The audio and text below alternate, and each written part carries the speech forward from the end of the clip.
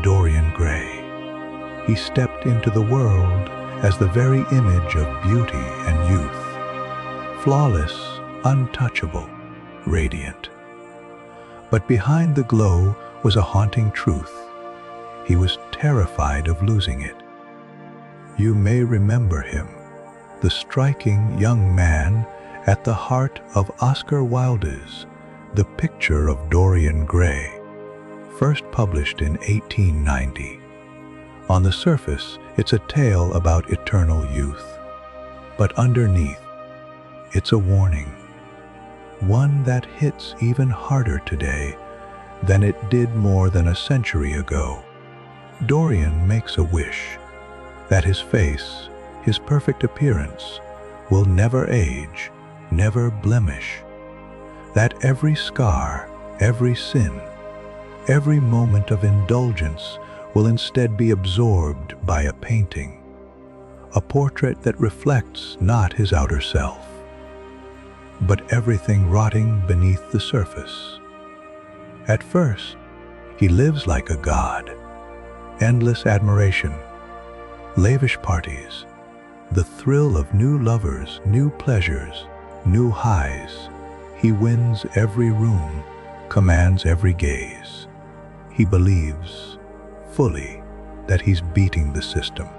But pleasure is never free, and it always comes with a shadow. The more he indulges, the less he feels. That's the paradox. Pleasure is addictive. It rushes in like a spark, but disappears just as fast, leaving behind only emptiness. And what's more dangerous than emptiness? The need to fill it, to chase again, to consume more, to outdo the last thrill, no matter what it costs. Dorian begins to spiral. The simple joy of love fades into boredom. The sweetness of art, of connection, of tenderness, replaced by conquest, power, domination. He gives up the purity of Sybil Vane, a young actress who loved him with an open heart. Why? Because her wonder no longer excites him. He needs more, bigger, darker, faster. But no matter what he grabs, nothing stays. The hunger returns. The tragedy. On the outside, Dorian still looks perfect. Not a wrinkle, not a blemish, not a hint of the corruption taking root inside him. But the portrait, the one hidden away, becomes monstrous. It doesn't age. It decays. Every time he looks at it, he doesn't see time. He sees the truth, the guilt, the rot. And yet, he doesn't stop, because somewhere in him, he still hopes. Maybe, if he just pushes a little further, finds a little more pleasure, it'll finally be enough. But it never is. And here's where the story stops being just fiction. Because Dorian Gray isn't just a character, he's a mirror of us. In today's world, we are Dorian Gray.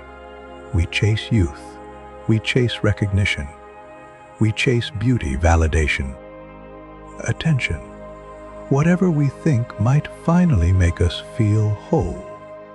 But the more we chase, the more we lose ourselves. Our modern portrait isn't oil on canvas.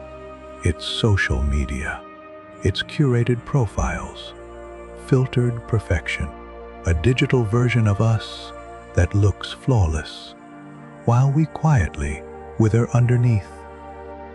The question is, are we trading authenticity for approval, depth for dopamine? And if so, where does it end?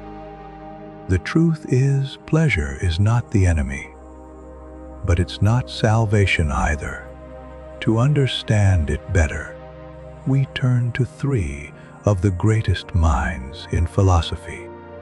Three men who spent their lives trying to answer one question. Does pleasure lead to happiness? Or does it distract us from what truly matters? Let's start with Epicurus. Often misunderstood, Epicurus actually didn't believe in wild indulgence. He taught that pleasure can lead to happiness, but only the right kind of pleasure. Simple joys, a warm meal, a meaningful conversation, peace of mind. To him, chasing luxury, fame, or power was a trap, one that would only bring anxiety and suffering. If Dorian Gray had followed Epicurus, he would have learned to savor the quiet moments, to cherish the real, the lasting, not to burn through life looking for the next rush. Instead, like many of us, Dorian believed admiration, money, and beauty were the markers of success. And like Epicurus warned, it made him miserable. Now contrast that with Schopenhauer, bleaker, but just as insightful. Schopenhauer believed life is an endless cycle of desire. We want something. We chase it, we get it, and then we want something else. That's the loop. No pleasure lasts, and the more we want, the more we suffer. Dorian Gray is Exhibit A. He climbs every ladder, wins every prize, but always ends up empty. Because no matter what he captures, it never stays. Sound familiar? Modern life encourages this cycle. Buy more, do more, achieve more, scroll more. But we're not getting happier. We're just getting busier and more anxious. Schopenhauer believed the only escape was to want less, to release ourselves from the loop instead of trying to outrun it. But then, there's Nietzsche. Nietzsche doesn't reject pleasure, but he doesn't worship it either. To him, pleasure isn't a destination. It's a spark, a tool, something that pushes you to grow, to evolve, to reach for something greater. Not fleeting indulgence, but joy born from creativity, discipline, ambition. If Dorian had followed Nietzsche, he might have used his gifts, his beauty, his mind, to create something meaningful, to become someone stronger. Instead, he let pleasure use him. He craved the gaze of others, the thrill of desire, the rush of approval, and it hollowed him out from the inside. Nietzsche reminds us pleasure is not the point. Becoming your highest self is. So here we are. 3 perspectives, 3 warnings from Epicurus. Happiness comes from simplicity. Control your wants and savor the little things. From Schopenhauer, desire is a trap. If you want peace, let go of the chase. From Nietzsche, use pleasure as fuel, not to escape life, but to rise above it. Dorian Gray didn't heed any of those voices. He surrendered himself to pleasure, believing it would shield him from decay, from time, from truth. But all it did was separate him from others, from love, from himself. And maybe that's the most painful part, because one of the first things Dorian lost was his ability to love. At first, he loved Sybil Vane with an open, boyish heart. Her voice, her innocence, her fire, they moved him. But then came the shift, not because she changed, but because he did. Love for Dorian turned into a transaction, a spark to chase, a conquest to win, and once the novelty faded, so did his affection. He walked away from her, cold and detached, breaking something not just in her, but in himself. And that's not just fiction. It's something we see every day in a world obsessed with new. It's easy to confuse love with excitement, connection with adrenaline, depth with novelty. But real relationships, the kind that last, aren't built on constant pleasure. They're built on presence, on patience, on staying, even when the thrill wears off. Psychology confirms this. Pleasure in love doesn't come from constant highs. It comes from nurturing, from growing together, from weathering change. But too often, like Dorian, we get restless. We chase the feeling of new, instead of building something real. And when we do that, we miss the point. We trade a deep river for a series of puddles. The result, loneliness, even when surrounded by people, even when admired. Especially when admired, because admiration, like pleasure, is never satisfied. And that brings us to the science. Why do we always want more? Why isn't anything ever enough? The answer lives in your brain, in one specific chemical, dopamine. Dopamine is the neurotransmitter responsible for motivation and reward. It gives you that surge of excitement when you achieve something, when you're praised, when something feels good. But dopamine doesn't care about fulfillment. It doesn't reward peace. It rewards pursuit. That's the trick. The chase. The scroll. The next like. The next pair of shoes. The next message from someone new. And when you get it, dopamine fires. You feel amazing for a moment, but it fades. Always. And your brain says, do it again. This is called hedonic adaptation. What thrilled you yesterday barely moves you today, so you raise the stakes. You go bigger, louder, faster, just like Dorian did. The first party amazed him. The 10th was routine. The 100th, numb. And still, he kept chasing. Not because he was greedy, but because his brain had forgotten how to feel joy from anything else. That's the danger of overexposure to high-intensity pleasure. Your baseline shifts. The things that once made you happy, a good meal, a quiet afternoon, a loving hug, start to feel flat. This is how people get hooked, not just on substances, but on success, validation, comparison. And comparison, as psychologist Leon Festinger once pointed out, is hardwired into us. We measure ourselves by looking at others. In Dorian's world, it was the elite, the beautiful, the powerful.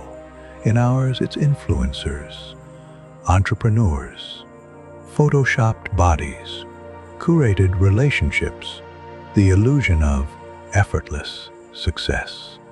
Every scroll, every story, every feed becomes a mirror that says, "You're not enough yet."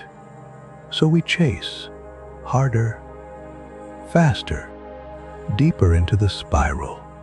And the worst part, even when we win, we still feel like we're losing. That's what happened to Dorian. He had it all, but felt nothing. He was admired, but alone. He was beautiful, but hollow, because pleasure, when disconnected from meaning, always leads to emptiness. So how do we break free? Psychology offers a few answers. First, mindfulness. It sounds simple, but it's revolutionary. Mindfulness is the act of being here, not in the next goal, or the next high, or the next scroll. Just here. This breath, this moment, this cup of tea, this laugh, this walk. The more you practice being present, the more your brain learns how to enjoy the simple things, how to rest, how to feel. Second, limit stimulation. Not forever, just pause. Step away from constant dopamine triggers. Social media, online shopping, compulsive entertainment. Try a dopamine detox. Let your nervous system reset. Let your mind relearn silence. Let yourself be a person, not a content machine.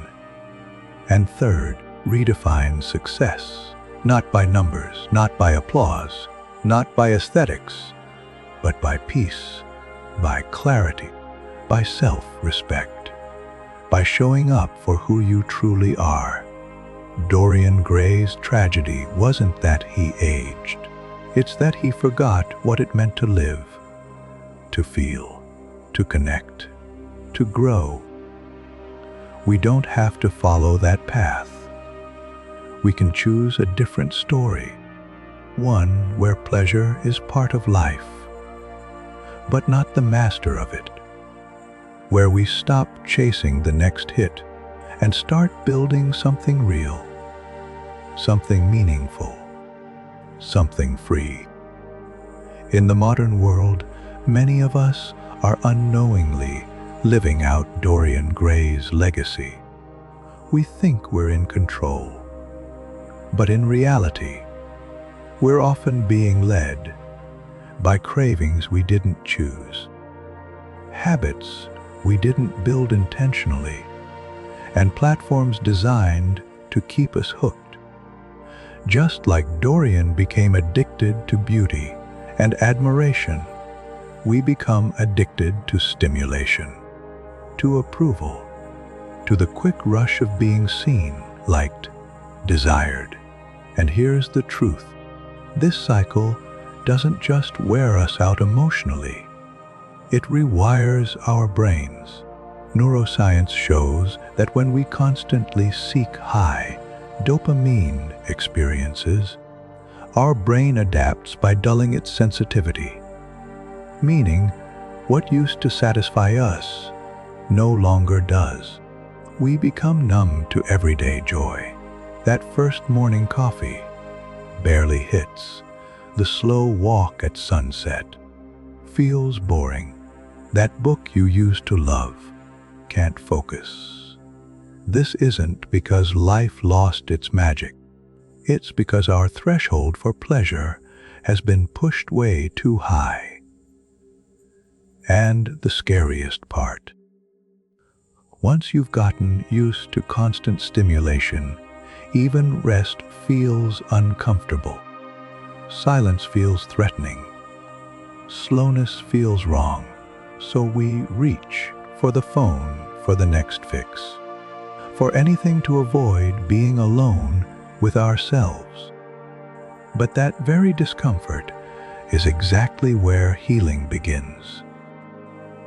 When you stop feeding the pleasure loop, your brain starts to recalibrate.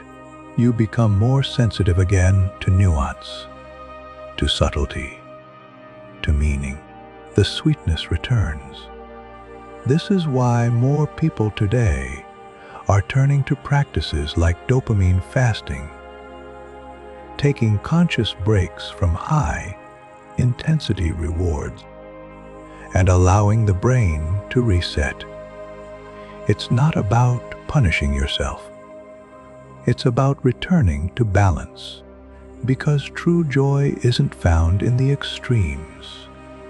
It's found in presence, in gratitude, in the slow burn of a life lived with intention. Let's go deeper.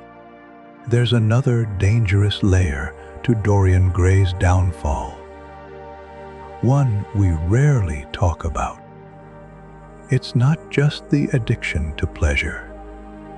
It's the loss of authenticity. When Dorian sacrificed his soul for eternal youth, he didn't just give up aging. He gave up his ability to grow. He locked himself into a version of himself that could never evolve. Because to grow, you have to change. You have to break down, let go, rebuild.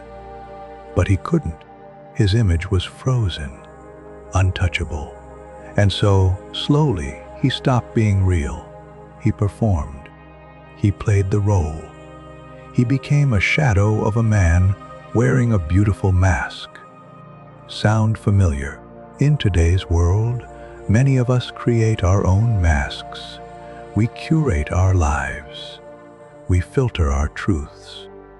We measure ourselves by metrics, likes, followers, income, instead of values. And the longer we keep up the act, the more disconnected we become from who we really are. Until one day, we look in the mirror, or in Dorian's case, the portrait, and we no longer recognize the person staring back. That's the cost of chasing perfection. That's the price of never allowing yourself to be vulnerable, messy human. It's a life that might look beautiful, but feels hollow inside. So how do we return to ourselves? How do we shift from performing to truly living? Start here. 1. Embrace imperfection. Let yourself be flawed. Let yourself be seen. Let go of the need to be impressive, because it's in your raw, honest moments that real connection happens. 2. Reconnect with meaning. Ask yourself, what makes me feel alive, beyond approval, beyond aesthetics, beyond applause? What matters truly? Then build your life around that. 3. Practice self-awareness. Notice what pulls you. What drains you? What fills you up? Track your behaviors, especially the ones you do on autopilot. Are they aligned with who you want to become? If not, pause. Reflect. Reclaim your choice. Dorian never stopped to ask those questions. He just kept running from discomfort, from guilt, from himself. But running only leads you deeper into the maze.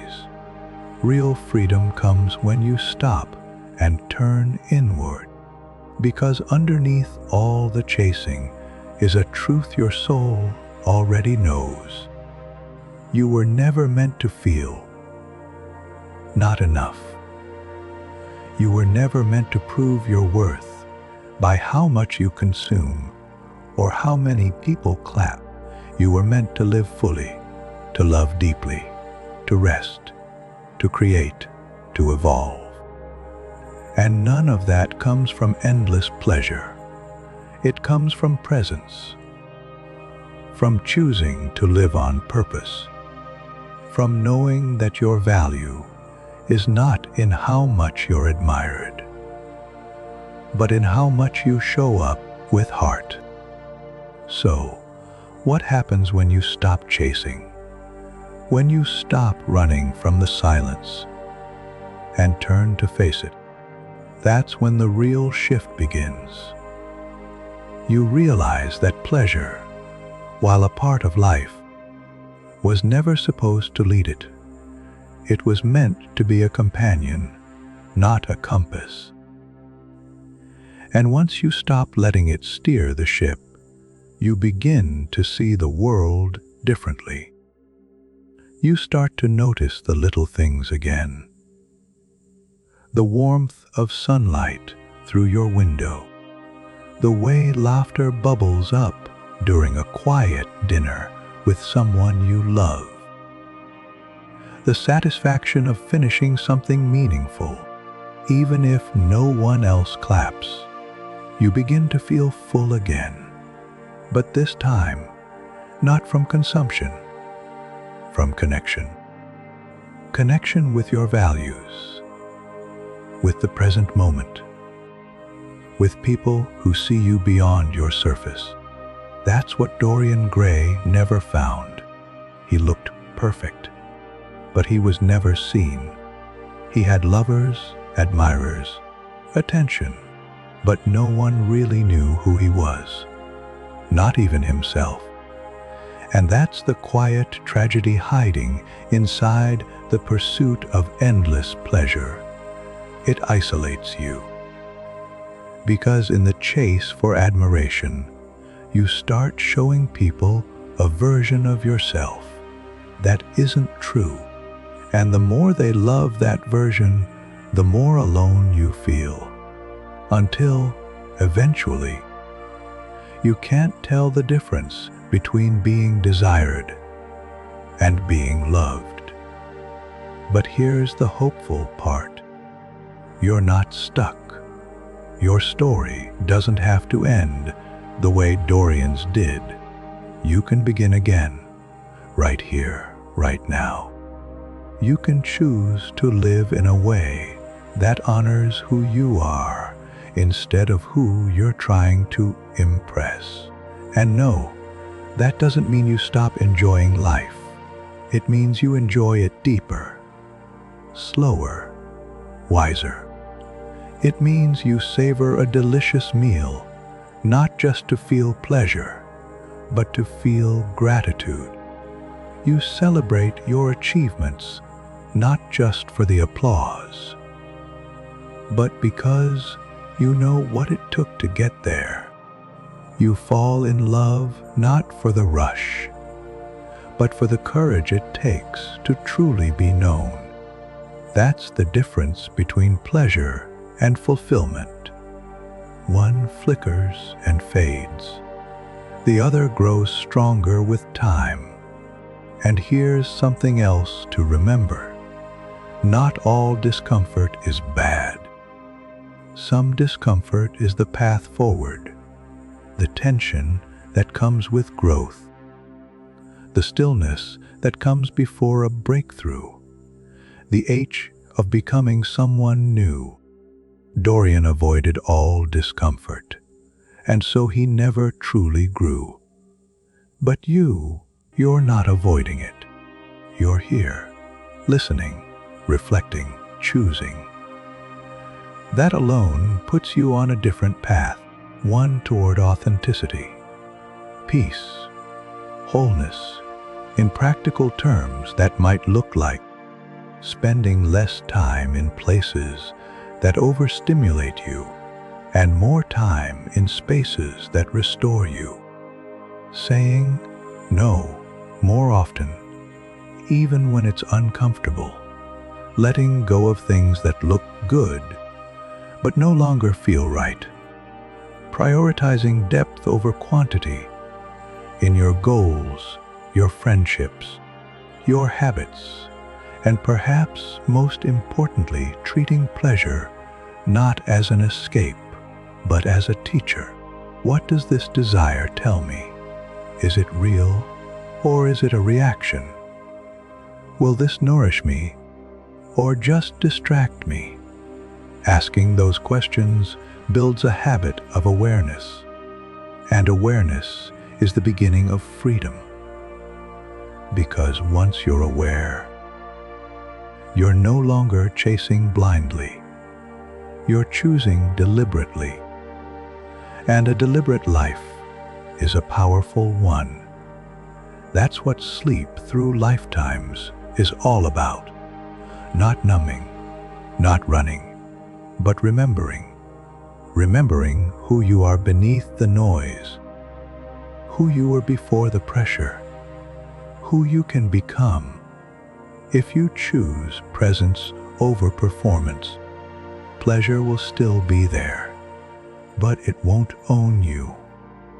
You'll smile when it arrives, and you'll stay whole when it leaves. Because your joy, your value, your peace, they don't live out there, they live in here. So maybe that's the lesson Dorian Gray came to teach us. Not how to stay young, but how to grow up without losing yourself. Not how to avoid pain, but how to find meaning through it. And not how to chase forever, but how to finally come home. Thank you for spending this time with sleep through lifetimes. If this message resonated with you, consider liking and subscribing. It helps the algorithm share this video with more people who may need it too. Until next time, may you live gently, love wisely, and rest in your own enoughness. Stay safe, stay whole, and sleep well tonight.